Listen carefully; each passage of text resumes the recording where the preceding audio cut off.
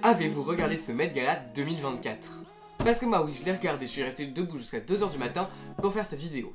Donc on y va sans plus attendre. Se tenant tous les premiers lundis de mai, le Met Gala est vraiment le moment phare de l'année dans le monde de la mode. Il se tient chaque année depuis 1948, chaque édition est différente puisqu'elle propose un thème bien particulier, et les différents invités, des stylistes, des acteurs, des musiciens ou même des personnalités publiques, doivent adapter leur tenue à ce thème. Mais au-delà d'influencer les tendances fashion, il a aussi un rôle dans la culture populaire, et finalement comment le Met Gala est-il devenu si emblématique et comment influence-t-il la société contemporaine? Bienvenue sur cette vidéo de la chaîne Noah's Design, si ce type de contenu t'intéresse, n'hésite pas à t'abonner.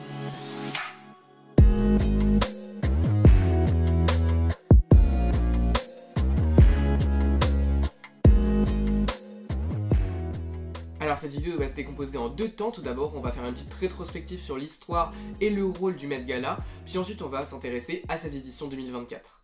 Ce gala a été créé en 1948 par Eleanor Lambert. Alors elle était une grande personnalité de l'époque, journaliste de mode, mais aussi initiatrice du Met Gala et de la Fashion Week de New York, donc c'est quelqu'un vraiment qui avait une influence toute particulière dans le monde de la mode. Alors de sa création initiale, le gala visait à récolter des fonds pour la toute nouvelle Institut du costume, mais jusqu'en 1971, c'est toujours l'un des nombreux événements qui se passent à New York, et ce jusqu'en 1972 où on voit un réel tournant. En fait à ce moment-là, Diana Vreeland, qui était la rédactrice en chef de Vogue depuis 1963, est devenue conseillère spéciale de l'Institut du costume, et elle va vraiment développer cet événement en invitant des grandes personnalités de l'époque, par exemple Andy Warhol, Diana Ross, etc. Et c'est également de son temps que le gala prend place au Met et que les thèmes sont instaurés. Et grâce à elle, le Met Gala devient progressivement l'événement le plus prestigieux de New York. Et aujourd'hui, pour vous donner une idée, il est souvent présenté comme le rival de la soirée des Oscars. En 1948, à sa création, le ticket d'entrée ne valait que 50 $. Aujourd'hui, on est plus sur 30 000 $. Bon alors ça ne veut pas dire que toutes les célébrités qui vont dans ce gala payent cette somme-là. Non, effectivement, c'est souvent les marques, les maisons de disques, etc. Qui vont sponsoriser en fait ces célébrités pour qu'elles puissent aller à ce dîner. Aujourd'hui, le Met Gala est toujours un gala de charité et il finance le Anna Wintour Costume Center, qui est une aile du Metropolitan Museum of Art de New York et qui expose les collections de l'Institut du costume. Donc voilà, bien que la notoriété de ce gala ait énormément évolué depuis sa création, on reste toujours sur quelque chose d'assez similaire puisque finalement il finance toujours des projets dans la mode, ce qui était son but initial.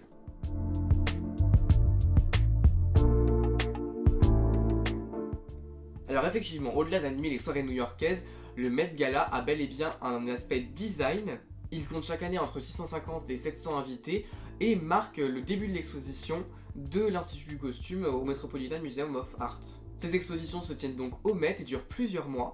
Et elle est tout particulièrement financée par le Met Gala. Par exemple, en 2014, ça a été le record de récolte avec 12 millions de $.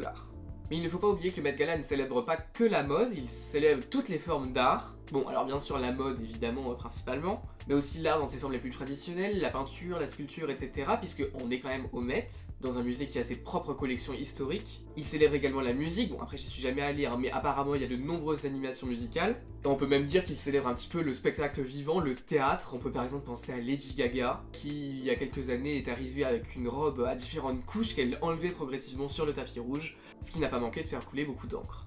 Et enfin, l'art culinaire est également au rendez-vous et bien pris en compte. On fait effectivement très attention aux tables, à l'art de la table. Les menus proposés sont toujours très travaillés. Et par exemple pour l'édition 2023 qui célébrait Karl Lagerfeld, Anna Wintour a dit qu'elle s'inspirait des réceptions que le couturier faisait chez lui, selon une interview accordée au New York Times. Ainsi, on avait des nappes et des serviettes en lin français, de nombreuses fleurs, etc.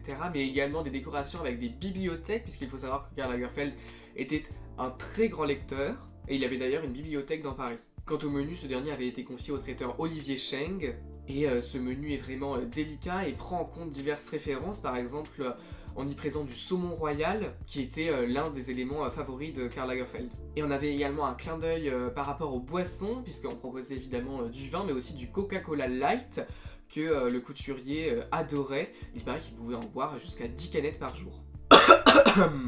Donc voilà, en fait, le Met Gala, c'est une soirée qui englobe tous les arts, qui est vraiment très complète. Et il ne faut toujours pas oublier la notion de thème. Chaque année, un nouveau thème est imposé et les invités doivent s'y soumettre. Donc le thème est choisi en fonction de l'exposition de l'Institut du costume et porte souvent sur un designer en particulier ou alors une tendance mode spécifique. Donc on a comme ça des choses très variées. Tout d'abord des éditions qui portaient sur des designers, par exemple en 1973 on a eu du World of Balenciaga. Les éditions 1883 et 84 portaient sur Saint-Laurent, Yves Saint-Laurent 25 Years of Design. D'ailleurs quand Anna Wintour a repris Vogue, elle a dédié l'édition 1993-94 à l'ancienne rédactrice en chef Diana Vreeland. De même, les éditions 98 et 99 rendraient hommage au couturier Gianni Versace qui s'est fait assassiner devant chez lui à Miami un an plus tôt. Et de même, en 2011, le Met Gala rendait hommage à Alexander McQueen. Et pareil, par rapport aux grandes tendances mode, on avait des choses vraiment très variées. En 1989-90, on avait un thème sur Napoléon, Costume from Revolution to Empire. En 2013, on avait un thème sur le punk, du chaos à la couture. Et en 2022, In America, An Anthology of Fashion, The Gilded Age. Donc ces thèmes permettent vraiment des tenues impressionnantes et renforcent encore ce rôle design que tient le Met Gala.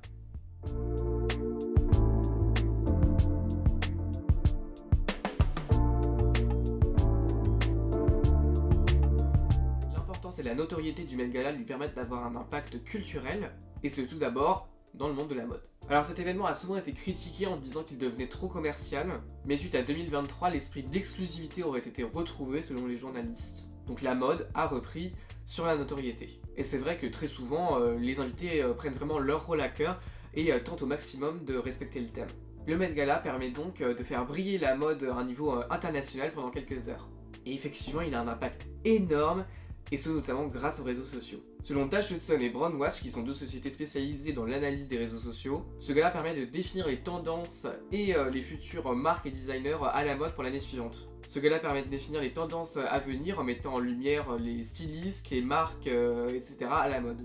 Donc par exemple en 2023, pour vous donner une idée, sur les réseaux sociaux, on a eu 12,3 milliards d'impressions de posts avec un hashtag Met Gala, et ce seulement pendant les heures de diffusion du tapis rouge. L'analyse de ces mentions permet aussi de savoir ce qui a plu et déplu. Alors par exemple l'année dernière en 2023, la robe Versace de Anne Hathaway qui reprenait vraiment tous les codes de la maison Chanel où Karl Lagerfeld a travaillé pendant de très nombreuses années, a été énormément appréciée, et le nombre de personnes revisionnant cette séquence a été énormément important. Et l'arrivée de Jennie du groupe Blackpink a également suscité de très nombreuses réactions sur les réseaux sociaux. Et à titre d'exemple, pendant cette édition, on va définir des tendances mode particulières, et notamment les nœuds, les perles, les gants, et aussi les fleurs et le camélia. Et tout ça grâce aux réseaux sociaux, donc en fait c'est vraiment un événement qui est formateur. There's Yes. the tweed. Yes. I see a camellia like on my Yes. lapel, but also a little nod to Versace and the safety pins. And yeah, absolutely. And I have to give a shout out to my hairstylist, Orlando Pita. He brought a camellia from a Versace show in the 90s. Mais cependant, on peut aussi voir les réactions négatives du public, s'ils jugent notamment que l'extravagance pousse la chose trop loin et que finalement la mode en est oubliée. Alors par exemple, toujours sur cette édition 2023, l'acteur Jared Leto a reçu de nombreuses critiques par rapport à son déguisement de chat, et Doja Cat a également été critiquée plusieurs fois par rapport à la tenue qu'elle portait au Met Gala.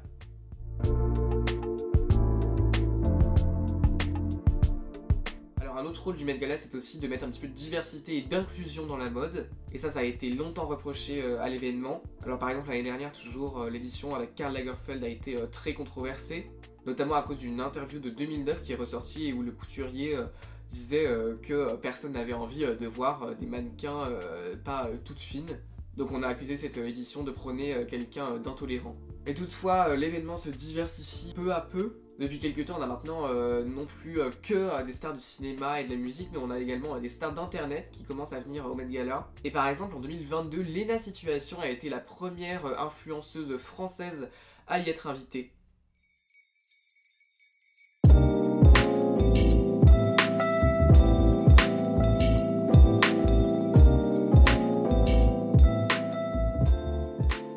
Maintenant que vous savez tout sur l'histoire du Met Gala et ses caractéristiques, on va découvrir cette édition 2024.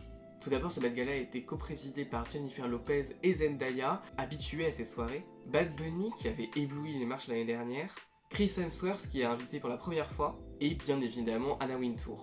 Ils arrivent donc en premier en bas des marches et vous le verrez, leurs tenues n'ont pas déçu. Donc comme je vous le disais précédemment, le thème de la soirée est souvent lié à l'exposition de l'Institut du costume, bien que le thème du gala n'ait été annoncé que le 15 février 2024. Cette exposition intitulée Belle au bois dormant, réveillée à la mode nous a donné quelques indications depuis plusieurs mois. Donc on se doutait qu'on allait avoir quelque chose qui allait revenir dans le passé, qui allait revenir sur différents designs, et finalement le thème exact s'est avéré être Jardin du Temps.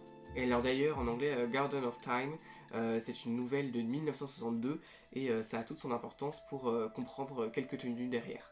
Donc logiquement on s'attendait à des tenues printanières, florales, et qui reviennent sur des tendances passées, et même peut-être à des pièces d'archives. Et effectivement par rapport à tous ces points-là, on n'a pas été déçus.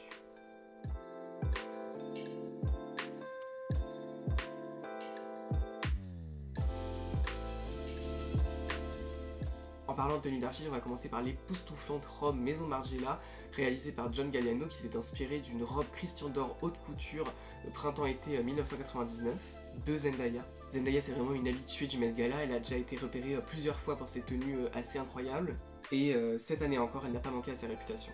Donc on fait vraiment un voyage 25 ans en arrière. Cette robe elle a un style asymétrique, vraiment dans le style de Galliano. C'est complètement déstructuré jusque dans la coiffure. Les couleurs bleues et vertes qui font un peu penser aux poupées un peu maléfiques là qu'on donne aux enfants. Et d'ailleurs Zendaya a joué cette carte jusqu'au bout avec un maquillage très prononcé, noir au bord des yeux, puis rouge, avec un rouge à lèvres extrêmement sombre, pour toujours rappeler vraiment cet esprit ténébreux. Selon moi c'est vraiment l'une des tenues les plus époustouflantes de cette année.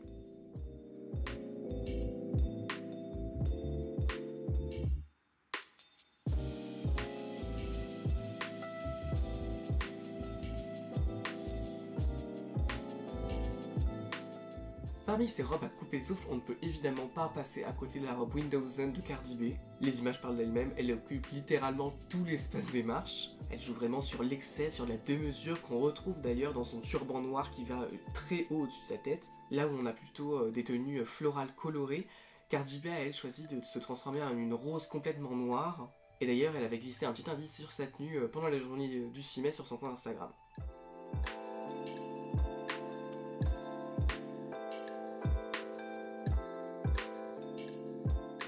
Alors une autre tenue qui a marqué les esprits cette année, c'est la tenue Maison Margiela, encore une fois, de Bad Bunny. Une tenue qui reprend vraiment l'esthétique typique de la Maison Margiela, avec des coutures presque pas finies, comme si les vêtements étaient encore des prototypes. En fait, cette tenue est une référence à la nouvelle de J.J. Ballard, Garden of Time, où un comte et sa femme vivent dans une villa magnifique, paroxysme de beauté allié au jardin et aux fleurs. Et par cette tenue, Bad Bunny imagine le style qu'aurait pu avoir ce comte. Donc ça montre qu'en fait, derrière un simple thème, il peut y avoir plein d'interprétations différentes. Et c'est ça qui est intéressant au Met Gala.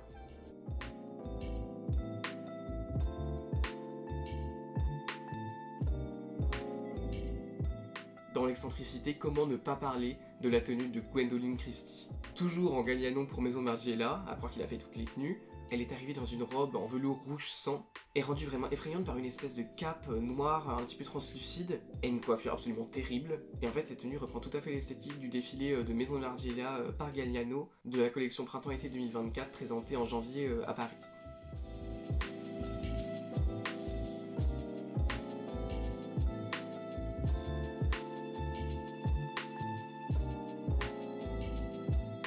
Bon, mais maintenant, bien évidemment, on va s'arrêter sur la tenue absolument hallucinante de la chanteuse Tila. C'est sa toute première participation au Met, et je pense qu'on va s'en souvenir. Pour sa tenue, elle a fait appel à Balmain et à Olivier Rousteing. Ils ont travaillé sur la notion d'éphémère, de temps qui passe, donc vraiment dans le thème de la soirée, et ça a donné quelque chose d'à peine croyable, une robe en sable.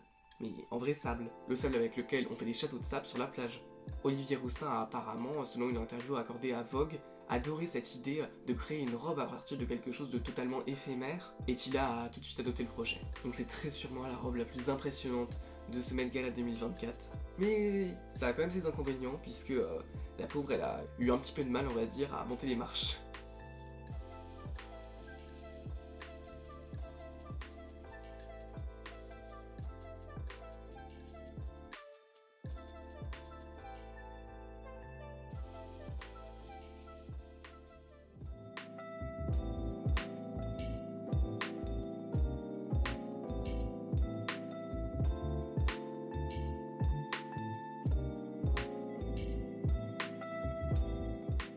Et enfin, comme en 2022, Lena Situation était là, mais cette fois en Schiaparelli. Il y a 2 ans, sa robe, qui était déjà très travaillée et parfaitement accessoirisée, elle est encore sage, mais là, c'est vraiment une tenue qui se place parmi les grandes tenues du Met. Elle rentre parfaitement dans le thème avec son bustier floral en or, au style signature de la maison française. Ce Met 2024 a donc été extrêmement riche en termes de variété des tenues, mais également par rapport aux différentes interprétations que les invités ont fait du thème proposé, Jardin du Temps, qui s'est révélé sous toutes ses formes possibles. Donc voilà, cette vidéo prend fin, j'espère que vous aurez donc découvert ce Met Gala 2024. J'espère que vous en savez à présent un peu plus sur son histoire, sur ses origines, et j'espère surtout que cette vidéo vous aura plu, et sur ce, à très bientôt.